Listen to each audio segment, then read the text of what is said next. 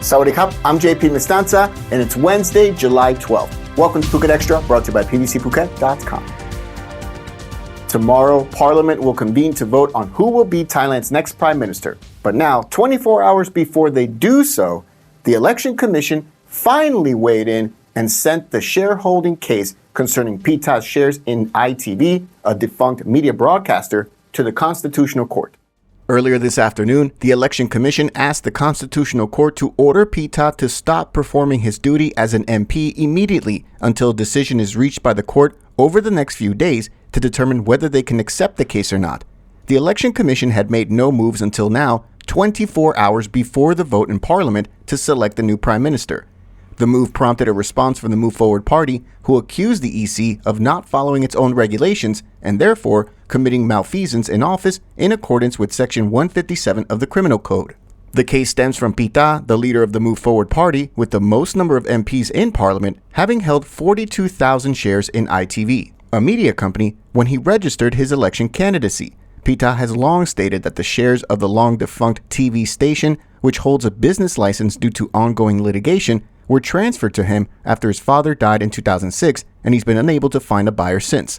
Over the last month, Pita has stated that he's transferred the shares and is no longer the owner of them, as holding shares in a media company bars one from running for office. He had also previously stated that he had declared the shares to the National Anti-Corruption Commission before the 2019 election.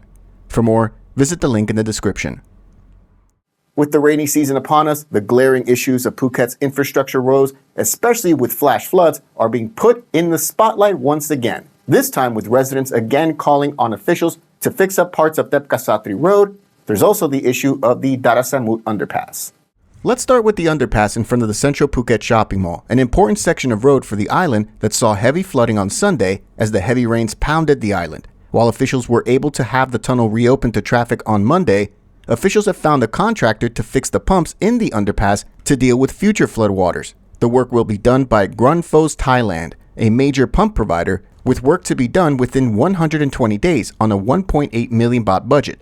The completion date would be October 14, right in the middle of the month that Phuket is renowned for torrential downpours. Failure to complete the project in time will incur a 4,772 baht daily fine. The problem, according to officials, is that all three pumps in the underpass have repeatedly failed and were reportedly never fully maintained. Then there's the issue of Phuket Road, the island's main artery that runs through most of the island. Local residents say they've been complaining to government officials and local agencies to no avail and have gone to the media and new Phuket MP Chalermpong Sangdi to air their issues about sections of unpaved road and large sections beside the road continuously remaining sodden earth, exposing vehicles, especially motorbikes, to unnecessary risk. Two areas were specifically cited as key concerns, one in front of the Kankeha government housing estate in Ban Lipon, the other opposite the Shell petrol station in Muang Mai Move 5 in Tambon Phuket. The road and roadside areas in both sections are where workers have been installing large drains in response to the areas suffering repeated flooding during heavy downpours. Locals want officials to complete those works immediately and make sure they provide adequate safety measures for motorists in the event that future drains have to be installed. For more, visit thephuketnews.com. Prayut first came to power as the country's prime minister in the military coup of 2014. Now, 9 years later, outgoing Premier General Prayut is announcing his retirement from politics. The 69-year-old had run for re-election to the country's highest office in May as part of the United Thai Nation Party, but they were only able to win 36 seats in the May 14 general election, and with his prospects for becoming the next prime minister essentially shut, he announced his retirement on Tuesday in a signed statement. The former army chief seized power in the 2014 coup that toppled the civilian government of Yingluck Shinawatra amid ongoing protests in Bangkok. He cemented his control in the 2019 election after the ratification of Thailand's latest constitution in 2017. Prayut's announcement yesterday came just days before a joint session of parliament is set to convene to elect Thailand's next prime minister. For now, he will remain as the premier until a new premier is elected among the 500 MPs and 250 military-appointed senators, which could happen as early as Thursday, possibly next week. While Prayut was elected in 2019, political observers and pundits believe it was due to much of the electorate wanting a steady hand at the time, but his popularity has dwindled over the years, especially since 2020, as anti-government protesters took to the streets around the country, especially in the capital. His government faced intense criticism over its handling of the COVID pandemic and the economy, with Thailand recording its worst economic performance since the 1990s under his tenure.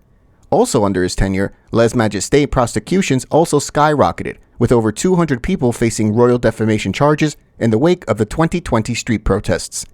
For more, visit thephuket.com.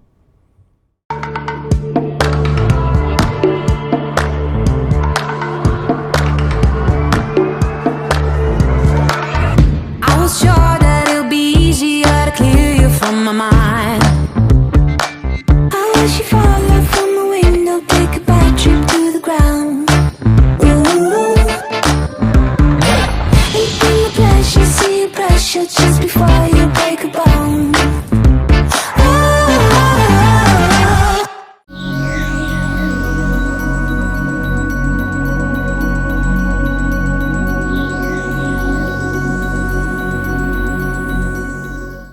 Over 10,000 children in Phuket are not registered as attending school here on the island, and officials are looking to change that.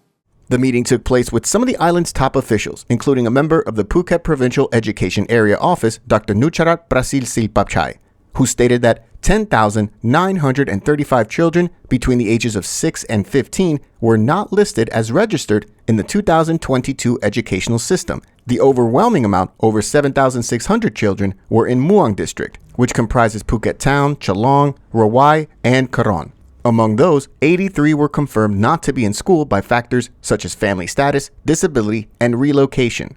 An investigation and assistance campaign is set to get underway to have youths enter the island's education system, according to reports, with Governor Narong Muncheo asking education officials to have students and school staff be made aware of the Taffy Fondue app by announcing it at the school morning assembly for the national anthem. For more, visit thephuket.com. And finally, how much cheese do you need? Burger King Thailand is now putting 20 slices of cheese in between two buns and selling it as a, quote, real cheeseburger. 20 slices of American cheese with no meat or veggies on the inside. It's being sold for 109 baht a sandwich alone. The offer went viral on social media here in Thailand, with reactions ranging from perplexing to yuck. What do you think about this? Let us know in the comments below. Thank you so much for joining us today here on Phuket Extra, brought to you by pvcphuket.com. We'll see you again tomorrow. Until then, stay classy, Phuket. Phuket's rapid modernization has made it one of the world's premier holiday destinations. Investors can still buy quality condominiums for as low as $75,000 and luxury properties can go all the way up to 20 million. Condominiums in Phuket are a safe, secure bricks-and-mortar investment offering foreigners freehold ownership. Call or email Thai Residential, Phuket's #1 trusted real estate advisor, to find your perfect Phuket property.